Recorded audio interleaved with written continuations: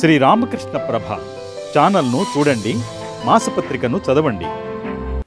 భారతంలో శాంతి పర్వంలో చాలా స్పష్టంగా చెబుతాడు, ఆత్మానది సంయమతో యపూర్ణ.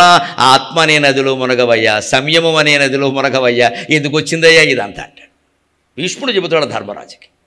అదే చెప్పాడు, తాత్విక వచో హర్యక్షనాదము క్రెక్కదలించన్ మతవాద భేదములనే. అన్ని రకాల మతవాదాలు భేదాలని మొత్తం కదిలించి పారేసింది. కన్యాకుమారి అగ్రపీఠిని అడుగుపెట్టాడు ఆయన. ఈ దేశంలో అడుగు పెట్టడానికి ముందు అక్కడ కూర్చొని ఆలోచించాడు, నా దేశాన్ని ఎలా బాగు చేయాలి, నా దేశాన్ని ఎలా బాగు చేయాలి, ఏ స్థితిలో ఉంది, ఇది ఎలా బాగు చేయాలి అని అఖండమైన తపస్సు చేశాడు. అక్కడ కూర్చుని ఆ ద్వీపంలో కూర్చుని అఖండమైన తపస్సు చేశాడు. అందుకే ఆయన చిహ్నంగా ఇప్పటికీ వివేకానంద రాక్ అని అక్కడ ఉంది, స్పష్టంగా వెళ్ళిన వాళ్ళు చూస్తారు. అక్కడి నుంచి యువతలకు అడుగు పెట్టడానికి భయపడ్డాడు, ఆలోచించాడు. అడుగు పెడితే సరిపోయిందా, బోడు స్వాగతాలు చెప్తారు నాకు, నేనేం చేయగలను, వాళ్ళకి అఖండమైన స్వాగతాలు లభిస్తాయని తెలుసు, నేనేం చేయగలను. దానికి ప్రణాళిక వేసుకోవాలి. ప్రణాళిక కేవలం నాలిక కాదండి, మాట్లాడేవాడిది నాలిక, వెనకాల వివేకానందుడిది ప్రణాళిక. నాది కేవలం నాలిక, ఆయింది ప్రణాళిక. మనం ఏం మాట్లాడినా వెనకాల భగవంతుడిది ప్రణాళిక కావాలంటే రోజు జపం చేయాలి, ధ్యానం చేయాలి, ఒంటరిగా కూర్చోవాలి, ఇంట్లోనే కాస్త గారేసే చోట మూల కూర్చొని ప్రాణాయామం చేయాలి, జపం చేయాలి, మౌనంగా ఉండాలి, ఆలోచనలు కూడా ఆపేయాలి. అరగంట చేస్తే మంచిది, 6 గంటలు చేస్తే ఇంకా మంచిది. ఎంత చేయగలిగితే అంత చేయాలి. అది శక్తి, బ్యాటరీ ఛార్జింగ్. అది అనవసర మాటలు మానుకుంటే అది సాధ్యం అవుతుంది. ఆ మహానుభావుడు కూడా చెబుతాడు, మాటలు మానేయండి, ఆధ్యాత్మిక శక్తిని రిజర్వ్ చేసుకోండి, అది మొత్తం బాంబులో పేలుతుందని చెప్తాడు. మౌనంగా ఉండగలిగితే అవసరమైనప్పుడు ఆ మౌనంగా ఉండేవాడు మాట ఎలా ఉంటుందంటే, అవసరమైనప్పుడు బాంబులో పేలుతుందండి. అది రోజు మాట్లాడుతుంటే ముందు నీరసం వస్తుంది. ఇక్కడ 24 గంటలు మాట్లాడటమే అదే పని. మనకు వచ్చును కదా అదో అహంకారం, వచ్చిన వాడికల్లా చెప్పడం, మళ్ళీ ఇవన్నీ అవసరం లేదు. ఆ అవసరమైనప్పుడే మాట్లాడతాం, మిగిలినప్పుడు మౌనంగానే ఉంటాం. నమశివాయ. కన్యాకుమారి అగ్రపీఠి దిశావేశము లేకపోయిన ఒక ధాటీకూటమై ఒప్పెనవరా. అన్ని దిశల ఆవేశం అంతా ఏకమైతే అది ధార్మిక ఆవేశమైతే, అది అణుశక్తి లాంటిదైతే, అది ఒక కూటం రూపం ధరిస్తే, ఒక గిరిశిఖరం లాంటి రూపం ధరిస్తే ఎలా ఉంటుందో అది వివేకానందుడు, అది వివేకానందుడు. అందుకే చూసిన వాళ్ళకి ఏమనిపించిందంటే, సాగర ఘోషలో పద్యం రాశాను నేను, అది మామూలు తేజస్సు కాదండి, దివానాథుని ఆత్మతేజము వివేకానందమై ఒప్పెను.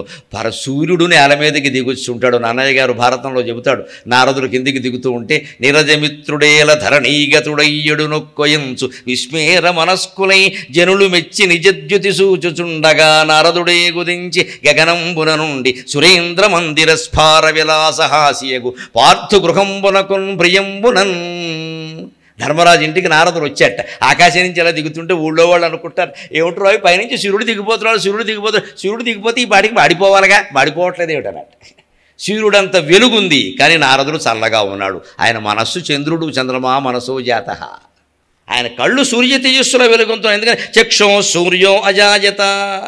విశ్వమంతా ఒక్కటే అని ఎవరు భావిస్తారో వారి చక్షు సూర్యుడిలా వెలుగుతుంది, వారి మనస్సు చంద్రుడిలా ఉంటుంది.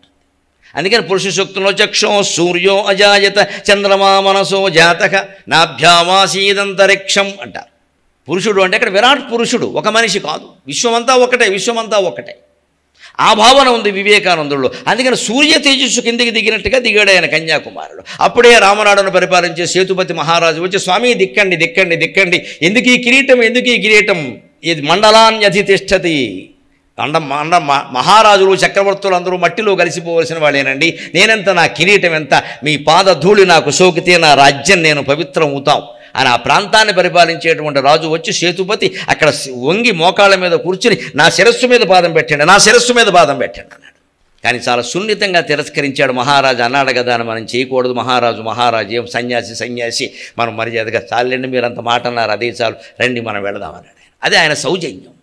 ఇక అక్కడి నుంచి లభించినటువంటి స్వాగతాలు సామాన్యం కాదు. నా మహారాజు అప్పటికేనాడు కనీసం ఒక్క విజ్ఞప్తి అంగీకరించండి, నా రథం తీసుకొచ్చాను, మీరు అందులో కూర్చోండి అన్నాడు. కూర్చున్నాడు ఈయన. ఆ రథాన్ని ఆయన మంత్రులు స్వయంగా లాగారండి. అది మహారాజు వివేకానందుడికి ఇచ్చిన గౌరవం. ఇది దేవలోకంలో జరిగితే వశిష్ఠాది మహర్షుల రథం లాగితే బ్రహ్మరథం అంటారు దాన్ని. దీని ఇక్కడ మహారాజ రథం అనాలి. ఆ మహారాజు, ఆయన అనుచరులు, మంత్రులు లాంటి వాళ్ళు, పెద్ద మంత్రులు లాంటి వాళ్ళు లాగారు ఆ రథాన్ని. అలా తీసుకెళ్లారు ఆయన రాజ్యంలోకి. అంతటి వైభవం పట్టినప్పుడే మనం ఆశ్చర్యపోవలసింది ఏమిటంటే, మీ తత్వం అతి చిత్రమౌను సుకవి. మన భారతీయుల తత్వం చాలా చిత్రం అండి.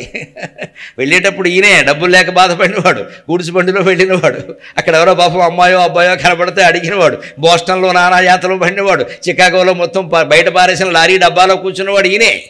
రూపాయి ఇచ్చిన వాళ్ళు 7 వెళ్ళమని. ఖేత్రి మహారాజు తప్ప, ఆయన కూడా టికెట్టే ఇచ్చాడు, ఇంకేం లేదు.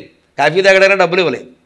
ఆయన వచ్చేసరికి బ్రహ్మాండమైన స్వాగతం. మీ తత్వం అతి చిత్రము మునుసు కవి మేధావి ఇచ్చోట లోకాతీతంబకు ప్రజ్ఞ చూపినను ఒక్కండైన గుర్తింపడే ఆతండే పరదేశమేగి కడు విఖ్యాతుండునై వచ్చుచో ఏ తత్పాదములన్ భజించెదరు మీరు ఈ బుద్ధినేమందునో.